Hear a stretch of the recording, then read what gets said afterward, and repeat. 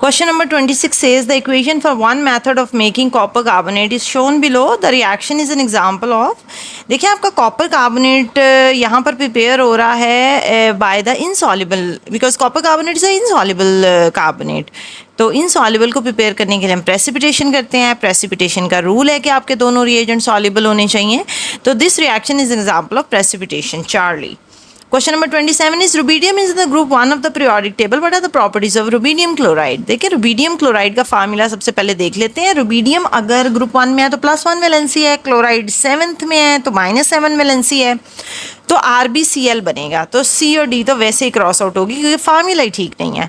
अब rubidium chloride का melting point, क्योंकि ये एक आयनिक कंपाउंड है तो ऑफकोर्स ज़्यादा होगा, और क्लोराइड्स की एक्सेप्शन जब हम पढ़ते हैं तो उसमें रुबीडियम नहीं आता. इसका मतलब है rubidium is a soluble salt, rubidium chloride. So Bravo is the answer for this question. Question number 28 is which substance react with the water to form a soluble compound and an insoluble gas? अच्छा, soluble compound बनेगा, insoluble substance react with the water. अच्छा, water के साथ यहाँ पर देखिए अगर metal water के साथ रिएक्ट कर रहे हैं तो हाइड्रोजन गैस बनती है.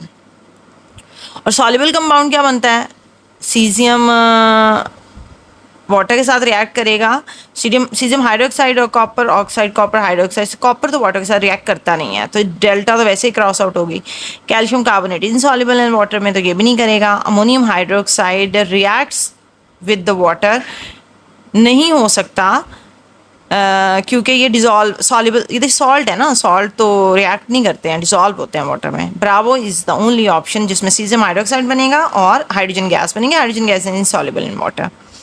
So Bravo is the answer for this question. Question number 29, which pair of the substances produce a precipitate when their aqueous solutions are mixed? तो दोनों soluble होने चाहिए और जो आपका product है उसमें से when the aqueous solutions are, अच्छा ठीक है, substance produce a precipitate, तो एक आपका product जो है वो insoluble होना चाहिए. तो यहाँ देखिए बेरियम क्लोराइड और सोडियम नाइट्रेट दोनों सॉल्युबल हैं. Sodium chloride and barium nitrate, barium क्योंकि नाइट्रेट तमाम सॉल्युबल होते हैं ना, सोडियम का क्लोराइड भी सॉल्युबल है. सिल्वर नाइट्रेट सॉल्युबल है, सोडियम नाइट्रेट सॉल्युबल है. Sodium chloride and barium sulphate. Delta is option क्योंकि बेरियम सल्फेट इनसॉल्युबल होता है वाटर में. ये याद करना, मेमोरी बेस्ड क्वेश्चन है, AO1 को कर रहा है ये चेक. अच्छा जी, अगला क्वेश्चन है when two reagents could be used to, which two reagent could be used to prepare insoluble salt? Copper carbonate insoluble है तो प्रेसिपिटेशन है तो दोनों को सॉल्युबल होना चाहिए. तो चार्ली इज द आंसर. ठीक है, क्योंकि यहाँ पे मैग्नीशियम का कार्बोनेट इनसॉल्युबल है ना. Question 31 is which method of preparation of the pure salt solution requires the use of the pipette and burette? That includes titration. Titration में pipette और burette use होता है, titration में आपका alkali और acid use होता है. तो Charlie is your answer. Question number 32 is saying which reactants could be used safely to prepare potassium chloride? KCl, potassium. Potassium metal नहीं use कर सकते क्योंकि बड़ा aggressively react करता है. तो Charlie और Delta तो वैसे ही क्रॉस हो गए. अच्छा, पोटेशियम क्लोराइड के लिए आप सॉल्युबल सॉल्ट है, टाइट्रेशन करा सकते हैं तो इसका हाइड्रोक्साइड और एसिड ले लें. तो alpha can be the answer of this question. Y potassium sulphate and sodium chloride can not be used? क्योंकि सॉल्युबल सॉल्ट को प्रिपेयर करने के लिए एक रिएजेंट आपका एसिड होना चाहिए, दूसरा आपका सॉल्युबल कार्बोनेट या इनसॉल्युबल कार्बोनेट हो सकता है, मेटल हो सकता है. तो उनमें से ये कोई भी ऑप्शन करेक्ट नहीं आ रही है. अच्छा जी, कुछ लास्ट पेज है इसका. In an experiment 5 centimetre cube of 1 mole per DM cube sodium hydroxide gradually added to 10 centimetre cube of 1 mole per DM cube, यानी कंसंट्रेशन एल्कली और एसिड की सेम है, वॉल्यूम डिफरेंट है.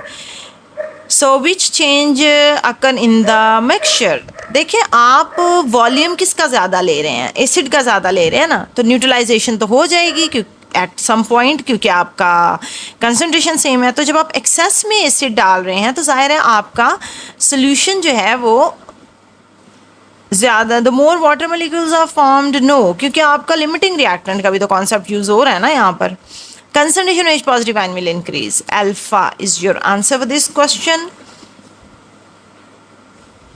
Question number 34 is salts are made by reacting acid with the base. For which combination of acid and base in the titration method of preparation suitable? Soluble acid and soluble base होना चाहिए. acid and base है ना, तो base तो insoluble होता है, acid के साथ insoluble base होगी. चार्ली.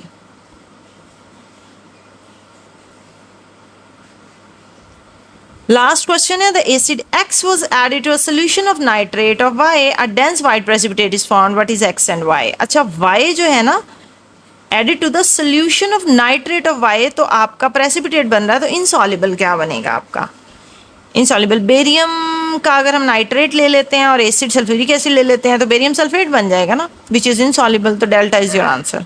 तो आपके बहुत ही कम होते हैं जो इनसॉल्युबल सॉल्ट्स होते हैं ना, बहुत कम होते हैं, तो अगर आप वो याद कर लें तो जितने भी इनसॉल्युबल या प्रेसिपिटेशन से रिलेटेड क्वेश्चन आते हैं ना, वो सिल्वर क्लोराइड, बेरियम सल्फेट, इन्हीं के गिर्द घूमते रहते हैं। ठीक है, that's all for this video. Thank you so much. अगली वीडियो में मिलेंगे। God bless you. अल्लाह हाफिज़।